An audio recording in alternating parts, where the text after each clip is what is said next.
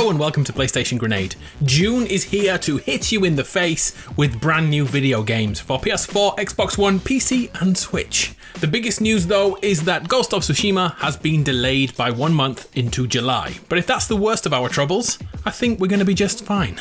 Here's 7 new games and a bunch of DLC releasing in June 2020. And I've found a couple of free games to help keep your money in your pockets. One is so weird, but we'll get to that soon enough. Let's do this. Like I was gonna start anywhere else, it's time to experience The Last of Us Part 2. 7 years ago, the original game released and is firmly one of the best video games ever made in terms of mature storytelling in a world which is cutthroat and deadly. We'll be picking up where we left off. Well, sort of. 5 years have passed. Effectively, The Last of Us Part 2 is a survival horror adventure title following a 19-year-old Ellie in her pursuit of vengeance. The core gameplay loop here is stealth and covert movement, trying not to be noticed, added to this time around by a prone mechanic, allowing Ellie to lay and crawl around encounters, hopefully leading to an opening to take down an enemy without alerting the others. Ellie is not the only one to have evolved. The enemies now have guard dogs which use smell to find Ellie wherever she is hiding. But of course, we are not forced to hide in the shadows. Ellie can fight with improvised weaponry and firearm skills to be battle ready in any circumstance. I'll be breaking down everything you need to know next week, including a breakdown of the original game's story. The Last of Us Part 2 releases June 19th, and we are promised this is really it, the real release date this time. It won't move again. Hopefully. Also, I know you know this, but this is a PS4 exclusive, so expect some bad eggs who can't play the game to try and spoil it for you. So stay vigilant. Most people here though are pretty cool. Hopefully. Next, a brand new game all the way from 2003. SpongeBob SquarePants Battle for Bikini Bottom, 17 years after the PS2 and GameCube original released, comes the remaster, inspirationally adding Rehydrated to the title. Back in 2003, SpongeBob SquarePants Battle for Bikini Bottom. Man, that's a long title. Anyway, back then, this game was much like Spyro or Crash Bandicoot in design. A 3D platformer with more collectibles than you can imagine right this very moment. It did everything very well, including a character switching mechanic using bus stops to play as SpongeBob, Patrick and Sandy. All of that has been retained in the 2020 remaster, with noticeable additions too, such as a multiplayer horde mode which can be played in cooperation or against each other, both locally and online. What's most impressive to me is the addition of previously cut content from 2003, like boss battles, dream sequences, and a new bad guy to find. If you played the Crash Bandicoot remasters, you might want to check out this series. SpongeBob SquarePants Battle for Bikini Bottom Rehydrated drops on June 23rd on PS4, Xbox One, PC and Switch. Next, we have a free-to-play game which is really strange. This is Island Saver. Where do I start with this one? Island Saver is an educational game published by a bank, a real-life international banking PLC. Still interested? Good. Set in first person, we begin life on a group of islands, but there is one serious problem here. Plastic waste and rubbish has washed up on your beaches, and you must cleanse the island to bring back the animal life. Luckily for you, you have trash blasters, like a water gun of hope. This game is designed to teach kids about caring for the planet, but also, get this, banking! Yeah, each animal you help awards coins, and 1 in 10 coins are taken by the taxman. He literally turns up and takes money from you. I honestly wish I knew about this stuff before I became an adult.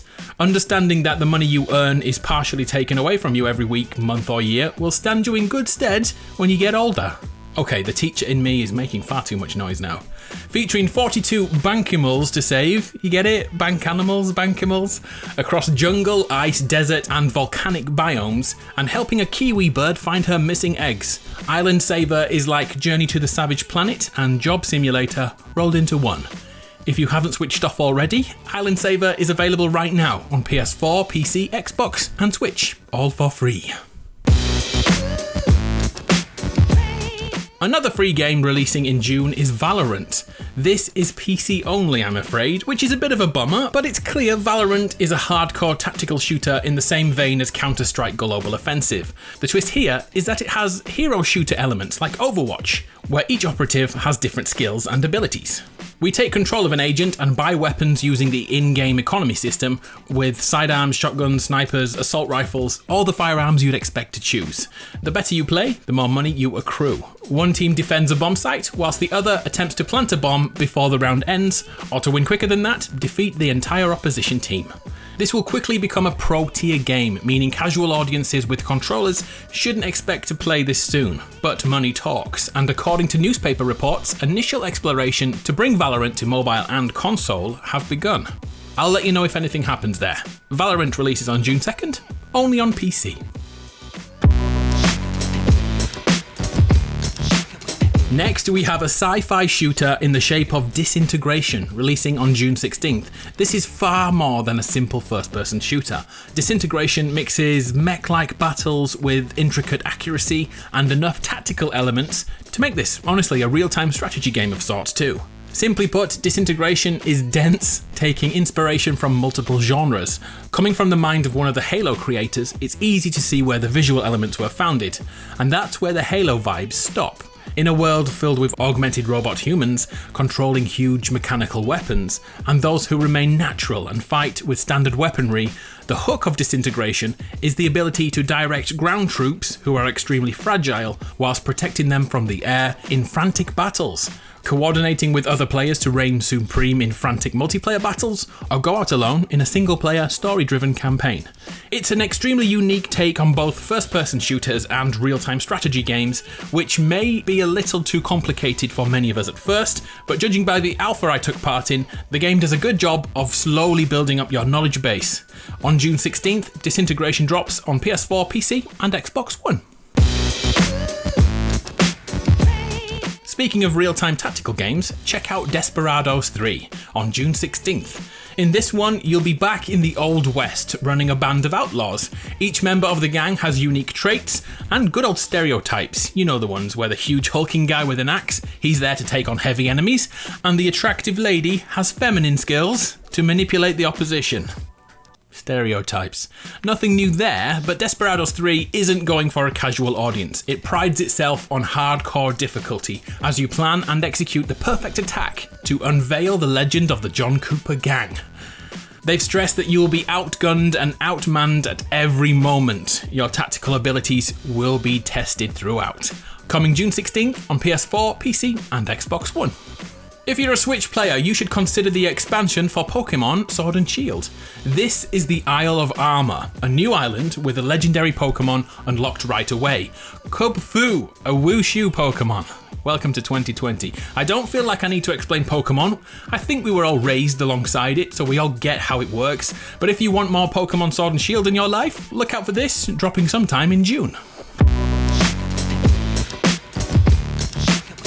And quickly, in terms of DLC and other expansions, there's a new season of Destiny 2 content dropping on June 9th. Another expansion hits the world of Elder Scrolls Online in the shape of Greymoor. The Elder Scrolls Online is a huge game now, an online MMO with content to last another 2 years of lockdown at the very least. Season 4 of Modern Warfare drops in the first week of June. That's another game which has a great hidden plot and story. At the moment in Warzone, a nuke bunker has been found and sightings of Captain Price have been spotted. I'll be looking into that storyline of Modern Warfare and how it combines with Warzone very soon. Hopefully that's something you would like to watch.